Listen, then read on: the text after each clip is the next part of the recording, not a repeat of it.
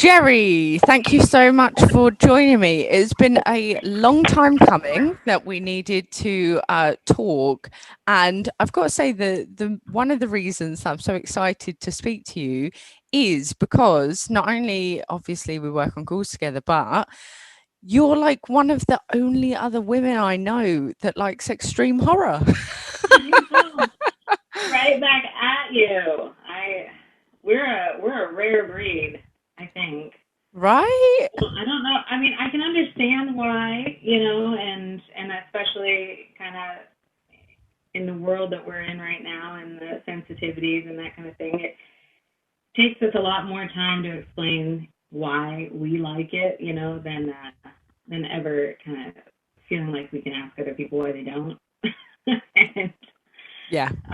But I mean, finding your podcast, I have to say, was amazing because before Zobo the Shotgun, I was listening to dudes talk about extreme cinema, which I love. I mean, I have some great podcasts that I listen to, but there is something different, especially because so many of these films deal with women and Right?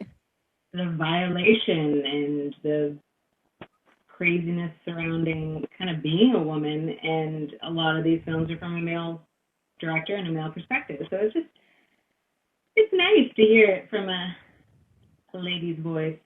Yeah, it is. And I mean, I always just think of like I Spit on Your Grave, which I know that you literally today have released a new article on I Spit on Your Grave on Rue Morgue, which is it's on my bedtime reading to get through later today. But yeah, I remember reading, and I'm not going to name them, but I remember reading a couple of guys' reviews, and they were like, this is just demeaning for women. It's horrible. It's this, it's that. Like, a woman would never love this. And I was like, I love that one. right? I was like, did you ever ask a woman? Or No. yeah, Or if you do, go and find the woman that doesn't watch horror and ask her how she feels about a rape revenge film. And you please, like, that will be what dictates how you feel about how women feel about I Spit on Your Grave. I know, in so many of these, when men talk like that about these types of films, I can feel that they're doing that for, I mean, they probably feel that way, this is horrible for women, but I can also feel like they're saying that because that's what they think women should feel, and that's how they think women do feel about these films. And I wrote a little bit about that in my article. Just kind of the idea that there are men that are saying a woman would not, like a woman who respects herself would not watch these films. And it's amazing to hear things like that come out of a man's mouth because we live in we live in a world that is not designed for women, and it is not designed to make us feel comfortable, and it is not designed to make us feel safe. And so if they think that like the end all be all of how could she do that is like watching extreme horror or watching something like I Spit on Your Grave and not taking like the bigger context into account. I mean, okay, guy, but like, good luck. Good luck trying to connect with women and how we feel. Of course, I totally respect most of the people that I know that don't watch these types of films. yeah, no, it's a weird point of view, and I guess it's the shit we got to put up with, especially as extreme fans. But today I'm very excited because we are going to talk about Gaspar, because obviously we are doing a bit of a dual recording here. We're recording with a shotgun podcast about New French Extremity, but we're also doing a little video recording for Ghouls magazine, which I'm sure lots of people are not going to appreciate us going down a slightly darker route. but we've chosen perhaps they're not too dark, the movies. We're not going to talk about Gaspar Noé's Irreversible, which feels like I'm sure everyone's going to be like, what? But we're going to talk about Gaspar Noé's Climax and I Stand Alone. And I'm not even going to go near the French title because just going to butcher it. So, I mean, when I asked you, you said you were a bit of a fan of Gaspar Noé, and he's obviously quite well known when it comes to New French Extremity. When did you kind of like first discover him as a director? Well, I went through a phase in my horror watching experience where I got really tired of pretty much every horror film I've seen. I've gone through, the 70s, which is one of my favorite periods for horror, and kind of through all the decades. And there were certain films that I couldn't get my hands on, and B, I kind of felt like were a step too far. And that was, maybe 10 years ago that I was going through this. And here in Portland, we have an amazing video store called Movie Madness, and they have a back area, like in the corner with the porn, where now it's quite a big area, but at the time, it was definitely more of the, there were more dudes back there kind of rifling through the nudie pics. But I started kind of looking around, using the word extreme because that word had come up a little bit, just in reading and stuff like that. And Irreversible was the first, obviously on almost every list, the first kind of big film to come up. And yeah, so I went and rented it. It was the only place that I could, and watched it by myself. And it was like an attack on my senses. Going from mainstream or even like great indie horror, it's just not the same. And it's not, and I didn't leave that movie feeling dirty or like I had been violated. It was a real kind of eye-opening experience, and I thought it was really artful, and I thought that his just everything that he chose to stylistically, it was just perfect. And and so from there, it was just about finding other films that were similar. And at the same time was kind of when I discovered Lars von Trier, who I find a lot of connections between him and Noé. Yeah, absolutely. In their filmography. And then, obviously I went on to explore all of the New French Extremity, and that is definitely by far like my favorite genre of really anything. I mean, it's really on the top of, I call it a genre. I guess it's a subgenre, but it's certainly something, isn't it? It is something. I mean, it's not comfort food, but yes, I think you described it perfectly when you said Irreversible was an attack. That's how all New French Extremity feels. It's just like, how can we make you feel like really uncomfortable and horrible in your own home? Here we go. Yes. I loved it.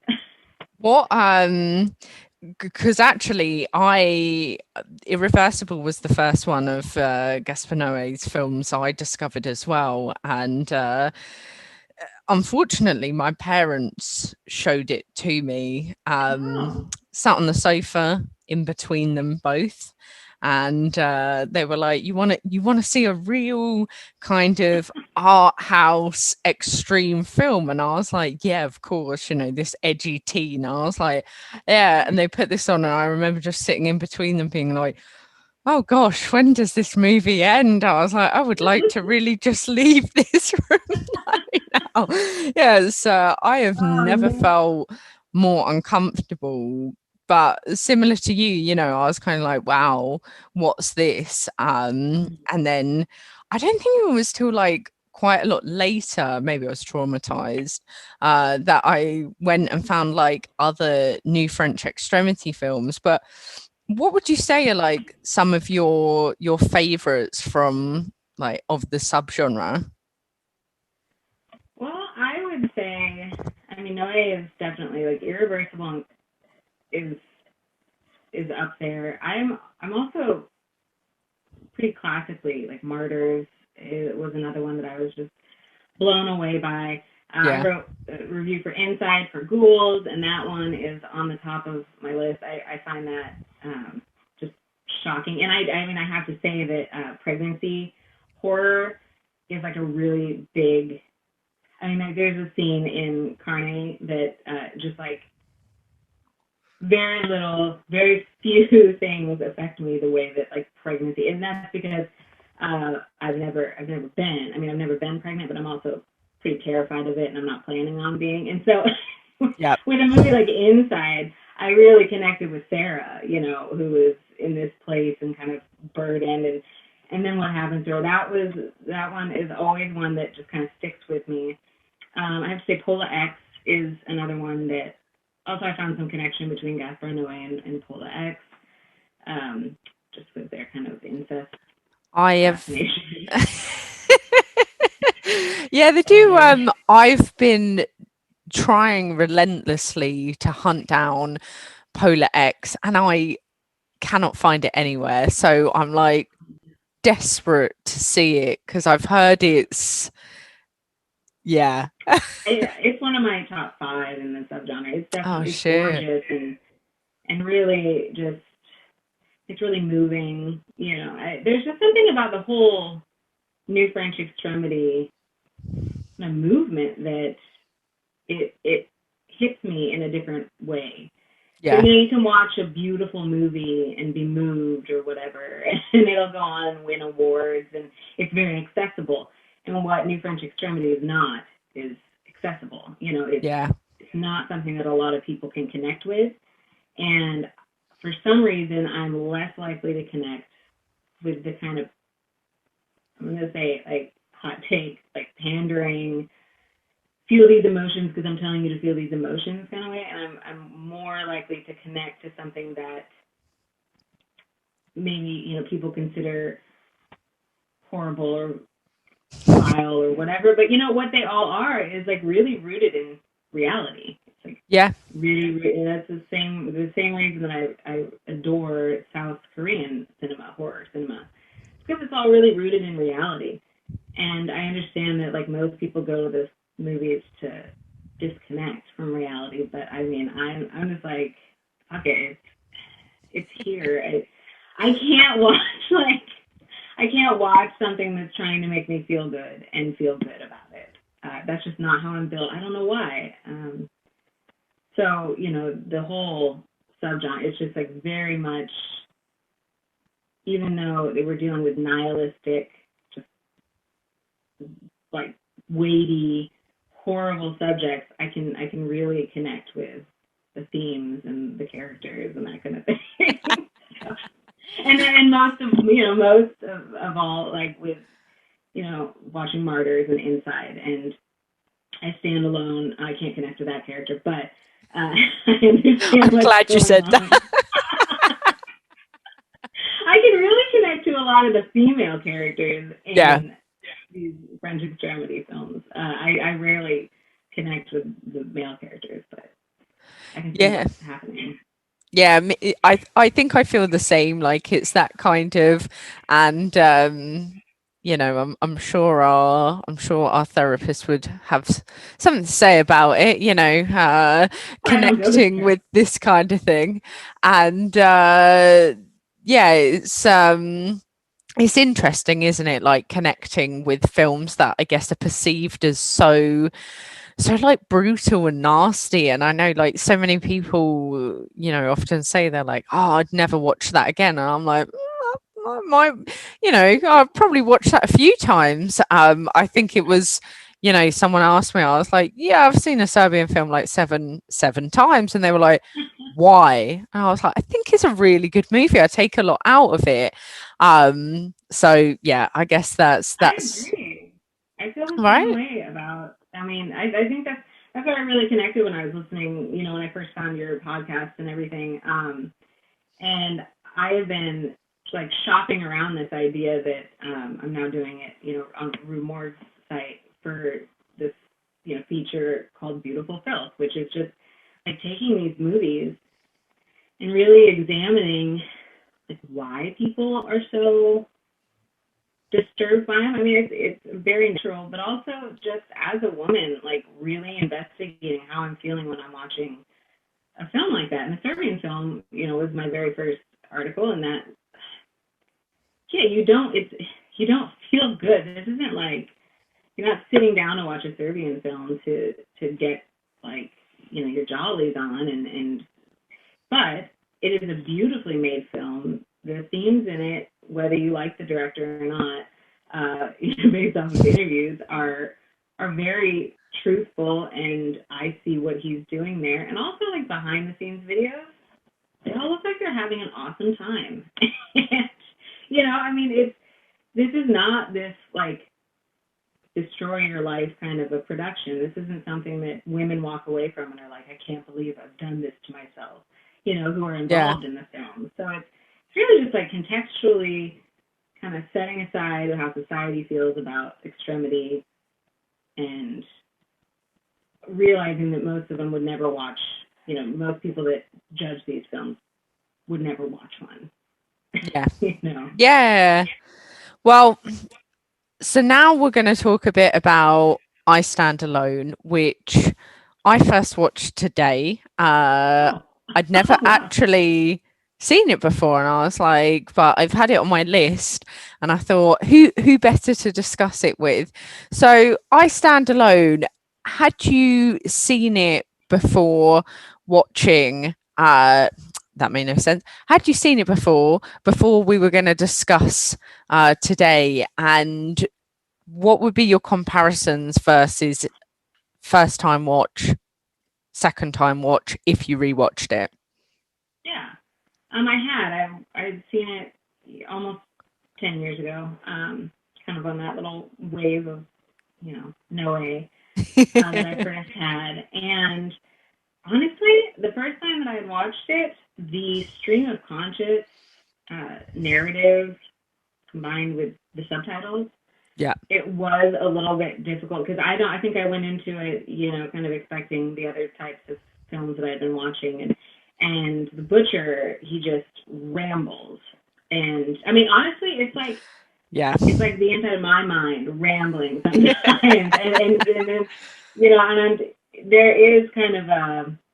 It was initially a little overwhelming, but Yeah. it wasn't overwhelming because of the content. It was more just trying to keep up with what he was saying. But then once I noticed that he was really kind of repeating a lot of his ideas, and I noticed that even more so on this watch, you know, he's kind of repeating these ideas and in like informing himself over and over again of how he feels and how I feel about the world and people and women and men.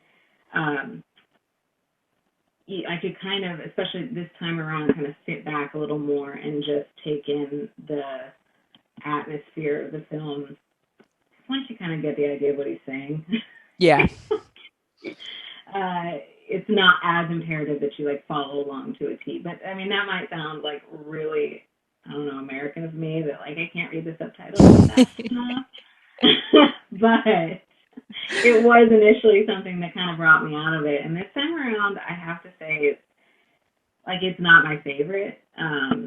Yeah. It's not my favorite, and but I do think it's interesting. I mean, it's an interesting story, and he's an interesting character. I always think it's really interesting when characters truly believe that they're good people, and that's the big thing about the butcher.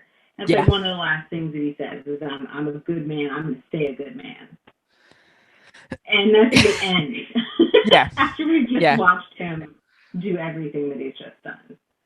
So, I mean, you know, this time around, I was definitely more invested in it. But overall, you know, I would say it's like not my favorite. Yeah, I think I felt the same actually, because obviously it's also based on his short film, which is like 40 minutes or something, Hmm. Yeah. which you mentioned earlier, Carne, which is, I mean, it's essentially like pretty much the same kind of thing. This is just Yeah. the feature length, and I felt, as you said, like on your first one, I was like, Jesus Christ, like there's so and you know, kind of echoing your point, like it's not that I don't like watching subtitles, like I'm, you know, I'm fine with them, but my god, it was like going at a million miles per hour, and I was like, if I blink I feel like I've missed half of what he said. Absolutely. But I did feel like by the end of it I was like, it's almost like just you don't need to know every word he's saying. It's like kind of like you said, the atmosphere and the vibe of it. And it's a weird movie. Like I can't say I loved it either. I think I think I was a bit disappointed actually compared to, you know, some of the other works of Gaspar Noé. But Yeah. at the same time, I was like, you can definitely see that the film has his stamp on it. Like it's almost, to me, it was like a very clear kind of, because it's from, I think it's from like 1998 or something. Yeah. It's like quite a clear marking of where he obviously then like developed from, because there's all that kind of, you know, he loves to do a, let's put a title on screen, yeah, or Yeah. the, is it like, it's like a gunshot, isn't it, where it's It's like a boom. gunshot. Yeah. Yeah, it must. I mean, because that I totally agree with you that this feels like Noe's little incarnate too, really, you know, his little like germ of his stylistic idea. Yeah. This is where it starts. And he really kind of, you know, he really figured it out over the years. But yeah, that like bang, it was like I understood what the point was. This is, you know, but he would focus on such sort of nothing details, you know, Yeah. while he was drawing our attention. That's where the butcher's attention is going, and it was just so. It felt like, okay, like I get it. I mean, I understand what you're doing, but I did not appreciate that, and I'm not like a oh my ears sensitive person, but I don't like jump scares in regular movies, and this Yeah. felt like, you know, it didn't feel as kind of composed as the rest of what he was getting at. And, you know, Carne, I actually liked a lot more than I Stand Alone. And Yeah. Carne really felt like it told us everything we needed to know about him. And it was actually much more disturbing for me, that short film. And I don't think he did those camera and sound cues in that, No. did he? No, it No. wasn't the And it was a same. little more impacting for me. And even as the movie, even as I Stand Alone goes on, it kind of lessens. You know, so at the beginning it's just like bam, bam, bam, and then as it goes on, kind of like he forgot that was his cue or something. Yeah, I do feel like that he probably could have just left it with Carne. Like he didn't necessarily need to make it into the longer version. Like you said, I was like, it doesn't really add that much more to I it. agree. And there was definitely parts where I was like, it feels like a lot of filler just to kind of be Yeah, like, oh, let's add a little bit of kind of like exploitative parts in there. Um, but I do have to say, like you were saying, there's a few scenes in there that, to be fair to it, are fairly disturbing, and I can see why a lot of people that maybe weren't expecting that from Gaspar Noé, or didn't know what they were going in for, watched it and were like, oh my gosh. So I want to talk a bit about the pregnancy yeah, aspect and what you were touching on earlier, because that bit did actually, I watched it today, whilst I was doing spreadsheets, and I was kind of was like, oh shit, I was like, this is not very nice, is it? um Yeah, so you found that scene pretty hard to watch, right? Okay, well, I'm gonna say yes because I'm not a monster. Really, you're like, that was my favorite part. Not like a total monster.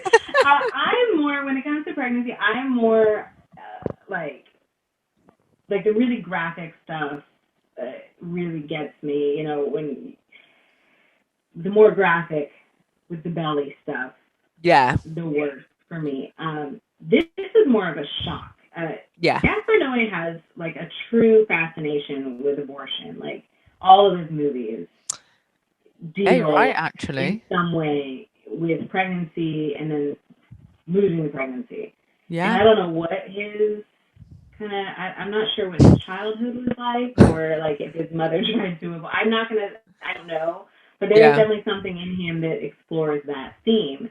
And so because I watched Irreversible and I watched, I mean, you know, Irreversible, that was just kind of a side thing in that one. But I wasn't like, it was disturbing, but it wasn't the worst thing, I think, in the, at least Carne and I Stand Alone. But it was definitely like, where the fuck did that come from?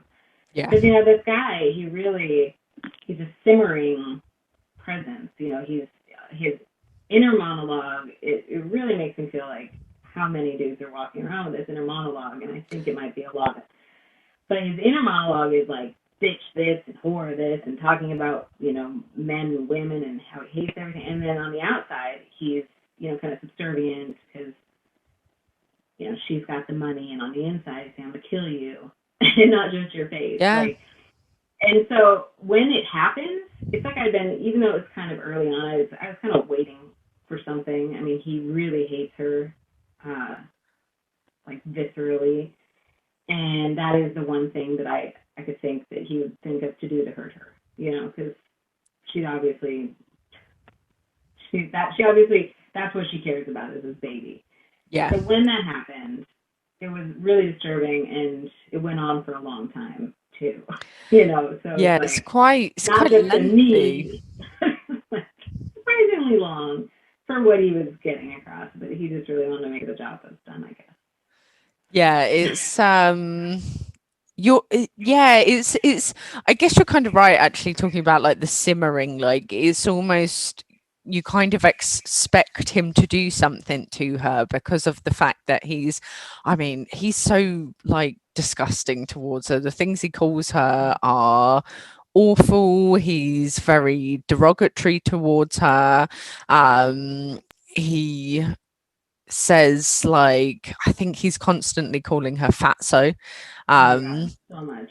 like so mean, and also to her Yeah, mum, who the mum is present whilst he basically beats the shit out of her and just punches her, and she's nearly full term pregnancy, yeah, punches the hell out of her. And I think for me, it was almost that moment once he's done it where she's kind of just screaming on the floor, saying my baby, my baby, my baby. I was like, oh God, that's quite nasty. yeah, But you're absolutely right about Noe and his obsession with women and, abortion and that kind of thing. Because I mean, obviously, we were kind of going to, split into sections, but I think it actually, ties into a lot of what happens into Climax. Because in absolutely. Climax, there's a big thing around, a pregnant character in there, abortion, and even the same, in Irreversible. It's all talking about that. And now that you've said, like, what happened to poor Gaspar Noé? Like, I'm kind of like, does he need a hug? Is he all right? I mean, I feel like he needs a hug. I feel like his child self needs a hug for sure. Yeah.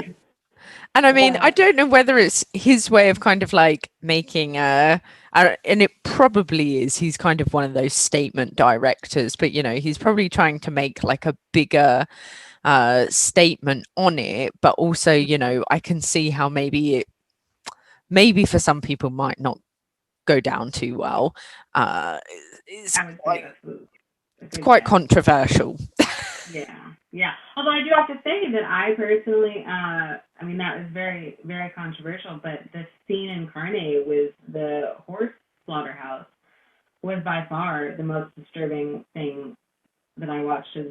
I watched Carne and I Stand Alone, this week, and that was the most disturbing. And that's one of those things that, like, not that I that like devalue human life, but there is something about watching animal cruelty on the screen, and obviously that was he sought out a slaughterhouse that was already doing all of that, and Yeah. so it wasn't like he went and killed a horse, but it's that kind of like cultural thing, There at the time there were horse slaughterhouses, and that was the thing, and so I found that like a little more like, ooh, no.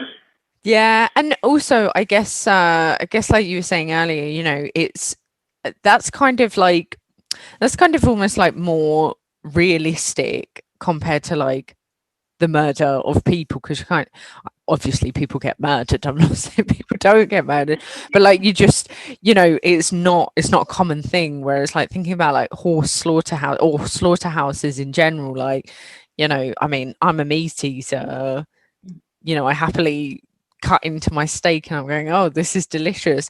And then I see it on screen and I'm going, oh God, it kind of makes you feel like a shitty person a bit.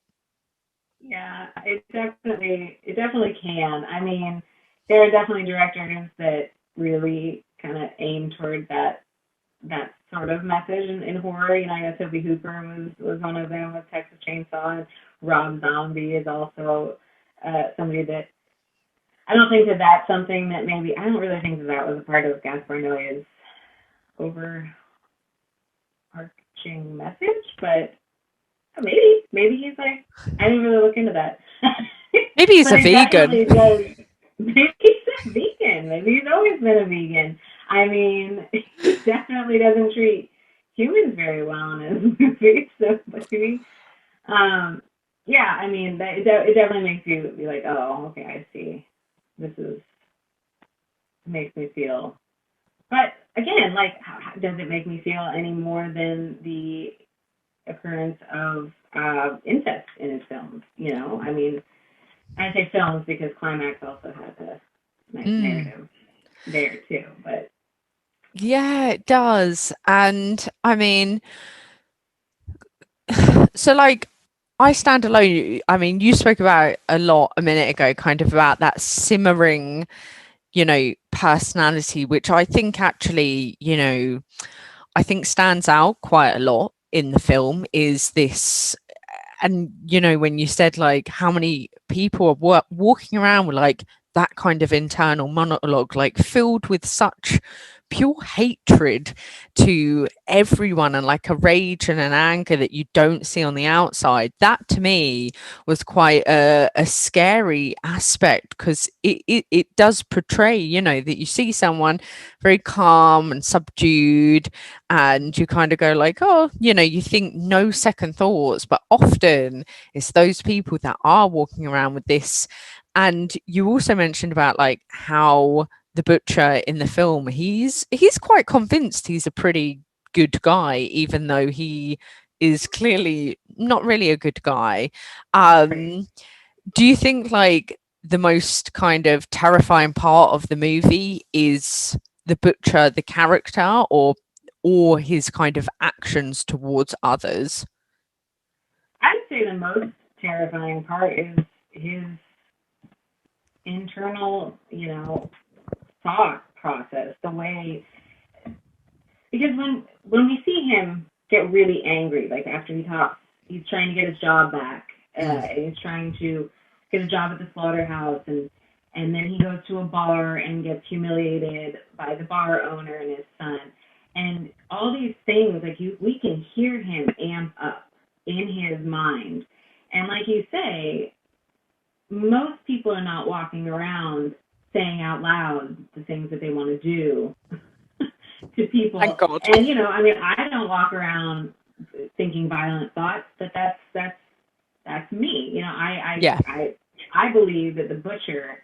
I believe that he is plotting and it's a very much like wait till they see what I do, and a part of me, like, I really like that aspect of the film. I think it's really powerful, but it's also kind of funny sometimes because he's really hyping himself up to be, I'm put upon, and the rich are the ones that get all the this and that, and he's hyping himself up, and then like, I'm gonna go get my gun and I'm gonna kill you, and he comes back, and the bar is closed. It's like he literally can't do anything right, so he's also kind of comical because he's like really scary and he's really hyping himself up to do some bad things. But on the other hand, he's just walking around the city.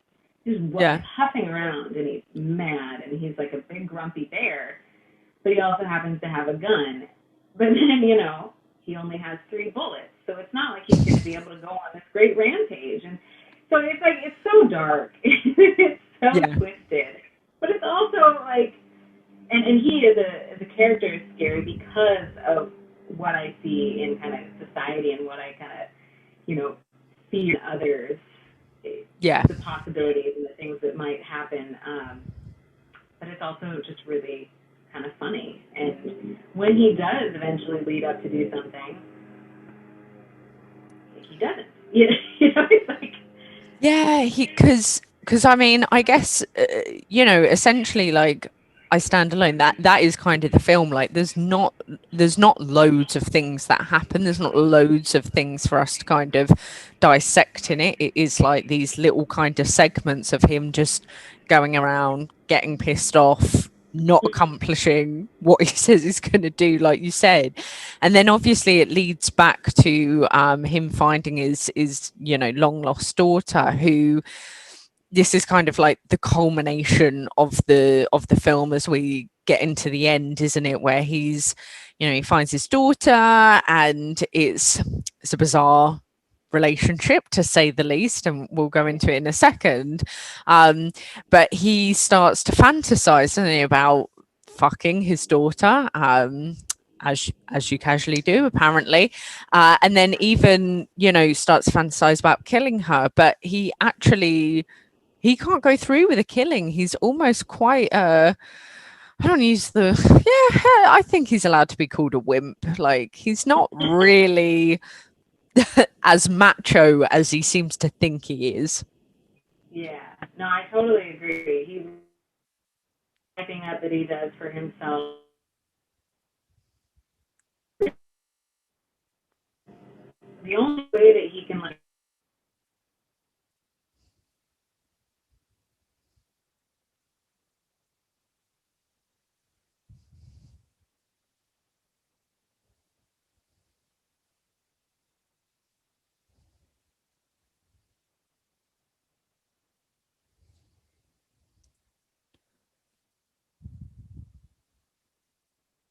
more than anything.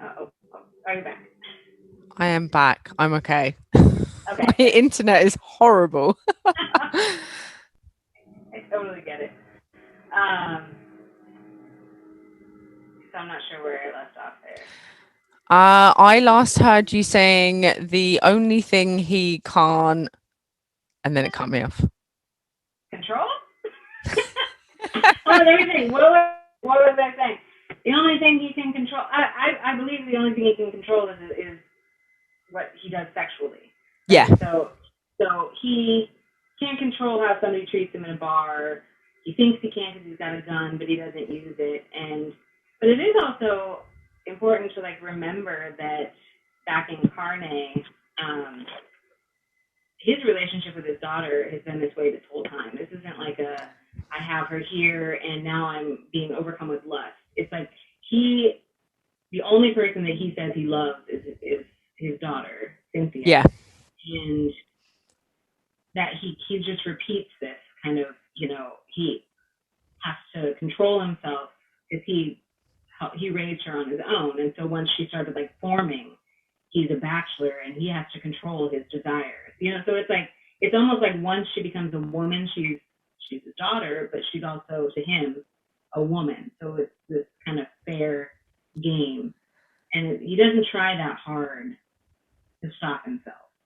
you know. No, he doesn't. And I guess even in I Stand Alone, he at the beginning it kind of I don't think it I don't think it shows it as, quite as explicitly as perhaps in Carne, but it sets it up because it talks about, when she first has her period and how she's now becoming a woman. And obviously, he supposedly went to prison because he thought someone else had uh, raped her. And I was always most like, it sounds like him making that up, going, oh, I chased there's quite an elaborate story on, oh, I chased this guy and I got into a fight with a construction worker. And I was like, it all sounds a bit like what you would say if maybe you fucked your own daughter and didn't want people to know. Right, Right. Yeah, totally. And it also is kind of, it sounds a little like jealousy, you know? I yeah, mean, it, all of these things, because we're only in his mind, he's a completely unreliable narrator, and we only know what he's telling us, and sounds like he's full of shit half the time. And, so yeah, like, how much of this is he creating for us, and how much of it is real, and how much of what he feels. I think he believes everything that he feels, but it's one of those things that because we're in his brain, yeah, I don't know, and the way that his daughter acts toward him, it's almost, she's mute, and that's why yeah, she ends up going to a like an asylum after he is jailed, and they don't see each other for a long time, and she's really kind of comforting to him. And yeah, there's a moment, or kind of moving moment, after he imagines that he's killed her and himself, that he really breaks down. And I honestly, in that moment, I was like, okay, there's this night, he's really sad. Maybe he was regretting these things he's feeling. And then you just see it. It's like a 2-minute long scene where she's holding him, and you just see him start to escalate and yeah, start to get grabby. And then you're like, oh, okay, no, it's just, the dude just really wants to fuck his daughter. yeah. You didn't kill yourself. You just really want to get in there. And that's yeah, and I mean that's kind of it almost kind of like ends on that, where it's flicking between him fascinated, like fantasizing about it and doing it and fantasizing, and then it kind of ends and it's like, no, he's doing it. And I think his monologue is almost like, yeah, but it's all right. I mean, obviously this is vastly different to what he actually Yeah. says, but he's like, yeah, it's fine because I really love her. And I think he says, I'm going to make the girl into a woman. And I was like, nice, that's exactly what you want your dad to say and do. But I think for me, one of the takeaways was, I agree with you, like, didn't love the film. I don't think it's amazing, but I think you can see later in Gaspar Noé's work, like how much he kind of developed from there. I think he stripped back dialogue a lot. But one thing for me is, I feel like, and I think this brings us nicely into Climax, I feel like Gaspar Noé doesn't give us very likable characters. Irreversible, both of them, all of them, I was kind of like, yeah, I don't really like anyone. And then in Climax, I was like, there's, to be fair, there's a fair bit of dialogue, but everyone in Climax seems to be a bit of a dickhead, really. Yeah, and I personally, I don't know. I'm not a dancer. I don't know how much of that is that like a natural dancer thing, or dancers just kind of like, no offense to dancers, but are they just kind of full of themselves, right? Because most of those people, they just kind of feel. I mean, I personally adore every person in that film, Yeah, and they are pretty abhorrent. But he definitely writes a good. Although I think in Climax, I don't know how much of that he's written. These people feel like, it almost feels like he brought this cast together, gave them like a blueprint, and then he was like, I'm gonna film the shit out of this. Yeah. You know, so it doesn't really feel like these are characters that he developed necessarily, but they feel very real, very three dimensional, and yeah, they're all pretty awful, just like everyone else in his. And I can't think of a person in I Stand Alone that I mean, Cynthia was pretty innocent, but like maybe the nurse that saw there was a nurse that saw a woman die. She seemed like she might have been all right, but she would have probably ended up being horrible too. Yeah, yeah. And I mean, I know what you mean about in Climax, like it's not like I don't hate the characters, but they are all, that they've kind of, like you said, they're all very kind of like narcissistic. And I think, there are some conversations that happen in there where you're like, oh gosh, they're perhaps not.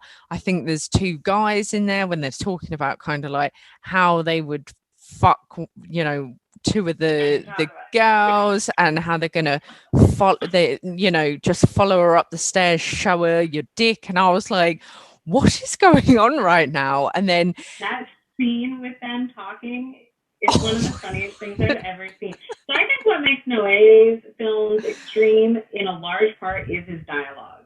Like yes. some of the shit that comes out of his characters' mouths it's like what the fuck are you talking about? And those guys, that's the funniest conversation. First of all, they have a true distinction between an ass and a butthole. But they are at the same time talking about how they love fucking a girl in the ass, and on the exact same hand, they're saying, "But I would never touch a butthole." Okay, so it's Yeah, like I know. It's like, I it's the don't. weirdest. I guess girls have asses and boys have buttholes. I don't know, but yeah, that conversation, it's just like, especially after the incredible opening dance sequence. And so it's like the Yeah. opening of the movie, you meet these people on the little VHS or TV, it's small TV, they're all interviewing, and then it immediately goes into this just I love it so much. The dance sequences in this film are what make it for me. But then you go from there to they kind of branch off, and then they're all having these horrible conversations. It's like, Yeah, it's quite and I feel like, I feel like the amazing thing is, and this is where I think you're absolutely right in like how much did Gaspar really write these characters? Because it does really feel like they perhaps, had a maybe like a vibe of who they were meant to play, but they molded it a lot themselves. Because we've got that opening where they of course kind of all talk about themselves, like their dreams, their aspirations, and we're going like, oh wow, amazing, this is who we're getting into. Then you have, like you said, that I mean absolutely stunning dance sequence, but I feel like in that is that you're almost kind of you disassociate those people from who you maybe saw at the beginning, and they are, I don't know, they're just like bodies with no, not even really any kind of like identity to them. It's like, it's such a fluid movement between all of them in this dance. And then I think that's what makes it so impactful, that when you then see them kind of come to life as they're different people, you're going, oh, but they just did that amazing dance, but they're horrible. What the hell? Like, I found it really conflicting. mm-hmm. Yeah, I totally agree. You really do forget. I mean, these are some of them are kids that have never left their small town, and some of them they all tell their stories, and it's an audition, so I'm sure some of them are kind of trying to sound. But yeah, the second that music comes on and they start dancing, it really is just one body, and you're watching it, and you're so caught up in the beauty of it. I mean, it's all different styles of dance, but And later in the film, there's a sequence where they really get to kind of do their own thing, and you're sort of brought back to this individual. But it is a huge cast too, so it's Yeah.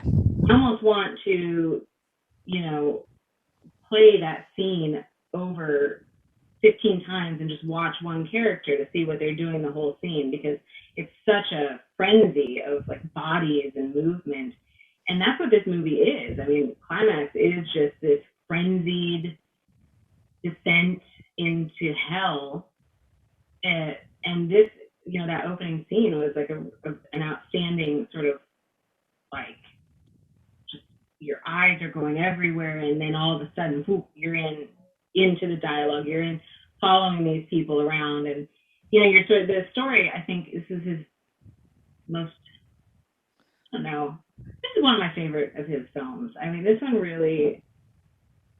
I love it so much. It's a little more narratively structured. It's Yeah. kind of like even with as frantic as it is, it's still got a storyline, and we're following it. And I think the story that he tells is fascinating, and like even ending it the way that he does is just further down the line. But he really wraps it up, and he doesn't wrap things up. No way, he No. doesn't wrap things up typically. If he like, I wouldn't be surprised if he just ended it with dogs barking as they come into the scene. But he doesn't, and so it just really feels like an evolved movie for him. It feels like he's getting a little older, Yeah. and kind of calming down, which is weird because the film is crazy. Yeah, and I think I mean the first time I watched it I didn't love it. I think I expected something more shocking where I kind of went, oh, but I also, you know, on a rewatch, I was kind of like, okay, I think the shock element also might come from the fact, and, you might agree that when you've watched so many extreme things, you almost have a standard set quite high of what you almost expect to happen, and after seeing like Salo so many times, I'm kind of going, well, no one's shit in anyone's mouth, so it's not that bad, is it? But then when I watched it again, and I was like, when you look at all the kind of like different elements of what happens, and the different kind of character stories, it is really disturbing.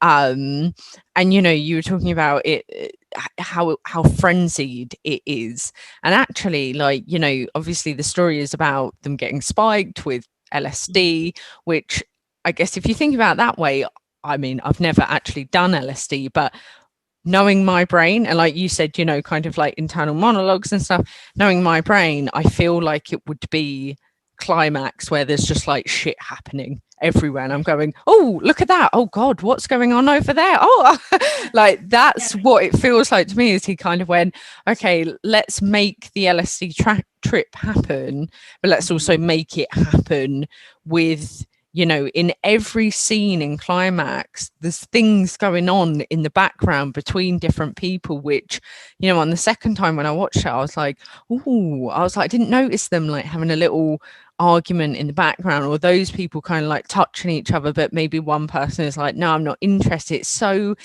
intricate in what it shows.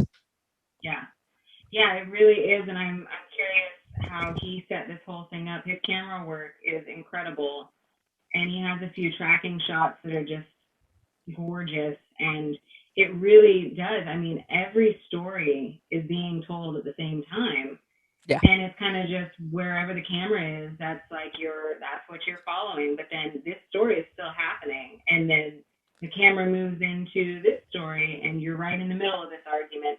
And I think that that's a fascinating way to show what's happening, and it is a nightmare. And it's that kind of thing. Like, I haven't done LSD or I've done mushrooms. I'm sure that I would end up this way on mushrooms too. Like, and you can see how everyone has their own reaction to it. Some Yeah. people are, euphoric, and there's, a couple screwing on the floor, but then there's also a woman that's, being raped in a corner, and then it's like the disturbing elements of this film are everywhere. Like the extreme elements are in every shot, and it's just, Yeah. are you looking at it at this time? And I do think it works well with multiple watches because Yeah. we're so trained to focus on the center of the screen, and Noe in this film is giving us like an entire world on the periphery. And so if we only focus on what's in front of us, if we're only focusing on Selva, who is the main dance woman in charge, the choreographer, Yeah. uh, played by Sophie Grobel. I'm gonna get that wrong. Anyway, she's fantastic in it. But if we're only watching her and how she is reacting to things that are in front of her, then you're missing like the contortionist that's like twerking his body in the background, and you're missing uh, Emmanuel, the woman with the kid that's locked in the electric room. Yeah. And it's just like this movie is meant to be watched like with your entire, like both eyes completely focused, and that's what I love about it. It's not just Yeah. this like concentration, and then I'll show you, a bad scene, or and I agree, like it's not as shocking as Irreversible, where you have you're just like constant movement and forward backward motion, and then you get a shocking scene. It really is just everything everywhere. It's a bad trip. Yeah, and I guess it's, thinking about kind of what you're saying there about like, if you focus on one element of climax, you miss the majority of it. I feel like on in comparison to something like Irreversible, if you pay attention to everything else that's happening around, you miss exactly the point of, it's very Irreversible is a film that's very concentrated in this is what you're looking at and this is what I am telling you. Whereas you're absolutely right with Climax, like, and I think it's such a intelligent way to make a film because you watch so many films and it's like, they seem to forget that as this part of the film is happening, that part of the film is still going on, like that conversation or that would, whereas often, they cut away and then they come back and you're like, so that's been 15 minutes and they're still smoking the same cigarette 15 minutes and having the same conversation, and you often, it takes you out of it. You're kind of going, right, okay, like so much that it's not like it's a film. It is what it is. Whereas with Climax, I was like, I can imagine this shit happening. I was like, this feels like, and like you said, with them all having their own reactions as well. And, they also all seem to interact with one another. It's not just like you have Selva and she only ever speaks to, a couple of the characters.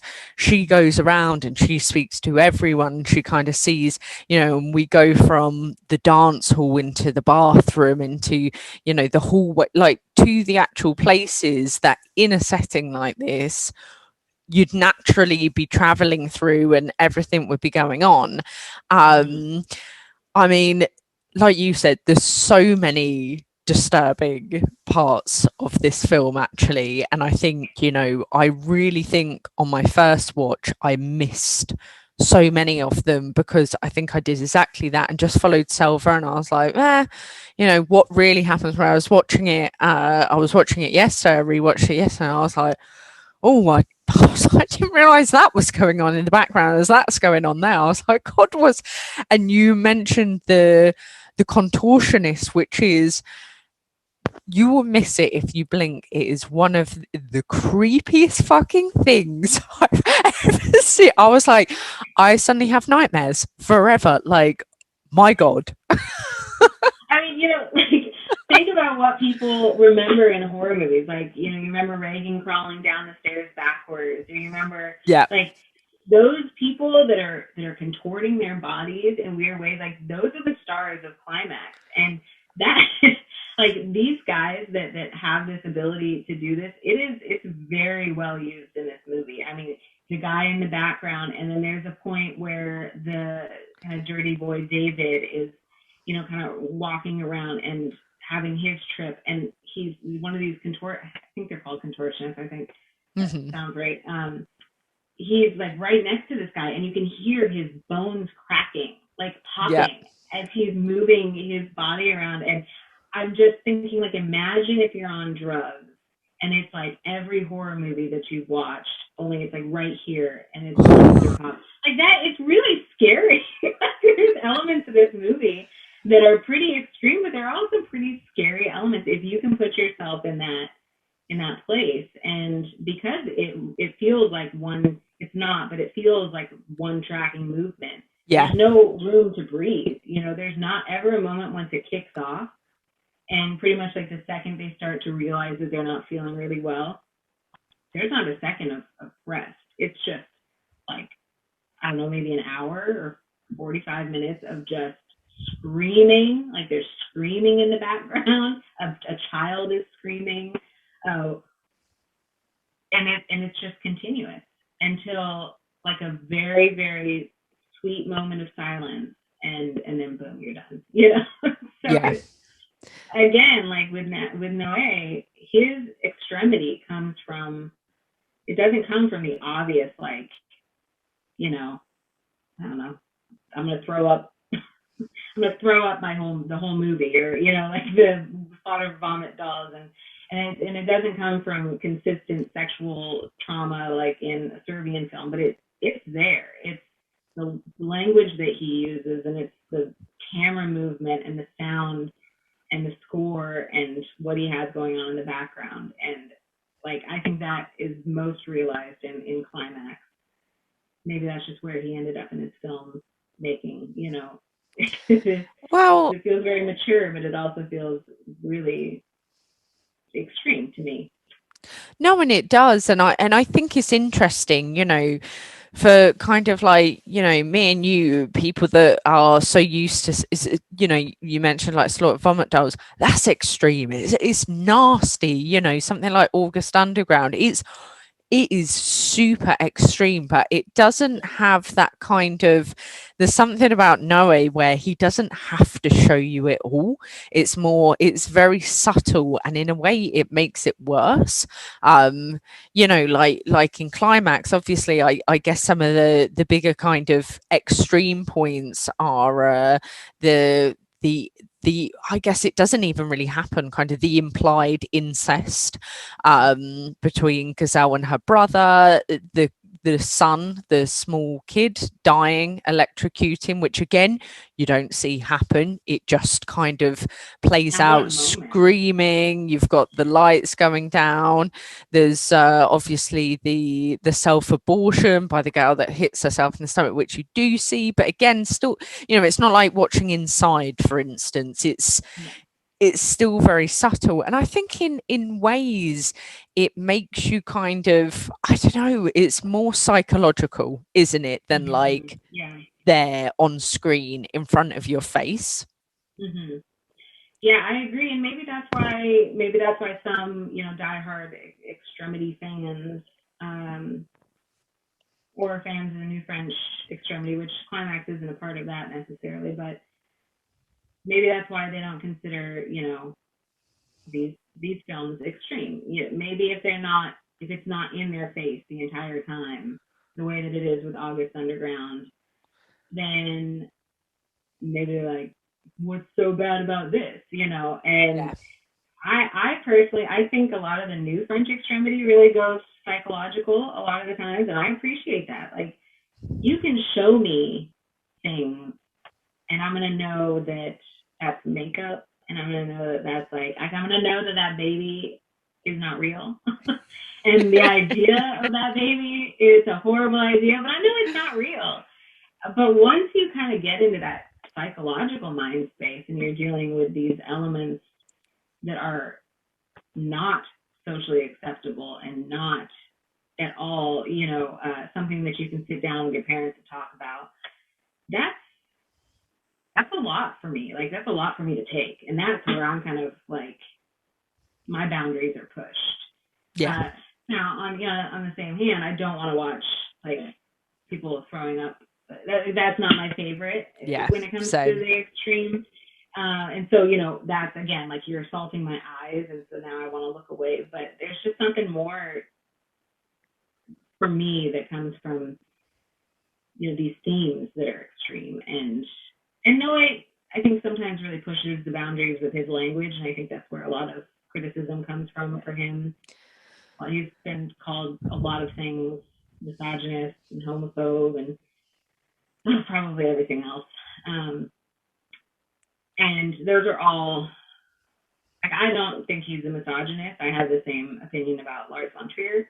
I think Yeah. a lot of what they explore in their films are internal, and so they're kind of dealing with their internal feminine, and that's just like my view on it. But definitely, you're gonna push people's buttons when you have some of the language that he has, and it's less so I think in Climax. Like I Stand Alone was there's a lot of just Oof. harsh xenophobia and Yeah. homophobia, and again contextually you have you have to watch these films with the context of the time that they're made in, and also just choose. Like I recognize that that is not an awesome way to talk, but I also recognize that that is a way that that man would talk. Yeah. The butcher would talk that way. Those guys talking about asses and buttholes, they're hella talking that way. Like Yeah. that's their language. And so, you know, it's kind of the art. You just sort of have to, if you're going to watch these films, and that's a big if, obviously. If you're going to watch it, I don't know. I understand, but at the same time, that's what it is. Yeah. You know, I mean, how do you feel about that when you're hearing this kind of dialogue? I think part of his extremity is dialogue. Like, what does that bring up in you? I absolutely agree. Like, you know, I've been watching a lot of new French extremity films, and I think the biggest part of them is that they set themselves differently to extreme films. It's not about the gore, it's not about the violence, which I think we all associate extreme with. You know, you've got your Cannibal Holocaust, you've got a Serbian film, you immediately go, oh gosh, there's that scene, that scene, that scene, and it's usually really visceral. Whereas New French Extremity, I mean, some of the films I've watched, like Fat Girl, for instance, there's Mm-hmm. next to no violence, and it is one of the most disturbing because of language. And I think it also, that language comes back to, as you said earlier as well, a sense of realism. People in this world are misogynistic, they're homophobic, they treat people like shit.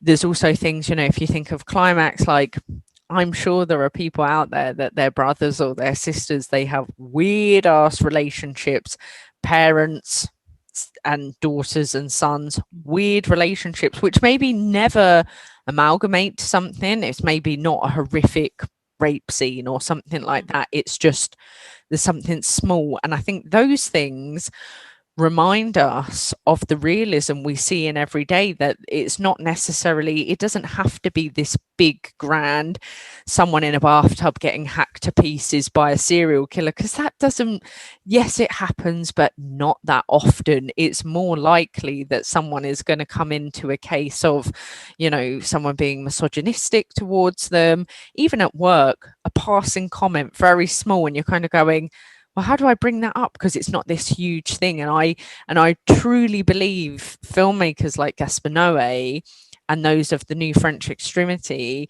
that's what they do. They're not going, obviously, yes, you have a film like Martyrs, but generally a lot of them are not going, there's this grand thing that we need to, you know, put in there and make you go, oh, it's torture for 45 minutes. They just kind of, you know, exactly like in Climax and almost kind of, you know, I Stand Alone, where they go, we're going to plant the seed there and you're going to grow it, and then you sit there afterwards going, oh god, that was grim, like, and you just kind of sit and you think about, and then you're going, why the hell am I thinking about incest all of a sudden? And you're like, I'm not, it's just suddenly come in. Do you know what I mean? And I think that's then where we're all going, oh god, we're all messed up, and it just spirals. And so yeah, I have to agree with you that I think it's a complex subgenre, but I think it is, yeah, way more psychologically damaging than the rest.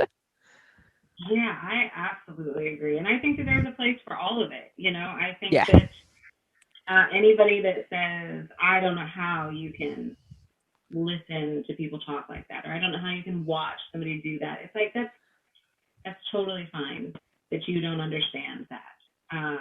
And I would not, like, I would never say to those people, you should do it anyways, because I don't think that those people should. But there is a place for it in cinema. I mean, there is a place for rom coms, and there's also a place for hacking people up and incest and all the horrible shit that comes out of these films. I think Gaspar Noé's films are. I definitely think that they're art. Like, he's much more. I would put like High Tension in a different kind of place in Yeah, New Frontier Candy than absolutely. I would Noé's. Um, but like I said, I think it's all good stuff. Like, content, language content, violence, sexuality, these extremities are the things that we like don't look at. We don't want to look at them in society. We want to pretend like they don't exist, and they do. And these filmmakers just like they do this much. They exist all the way. And you and I and a few other women and a few dudes are out here. I don't know, championing. They were championing the film movement, the conversation. Yeah, I am. Like I said, I'm very glad that it's not just me alone. Because there was a time when I was like, do other people also like to watch these movies?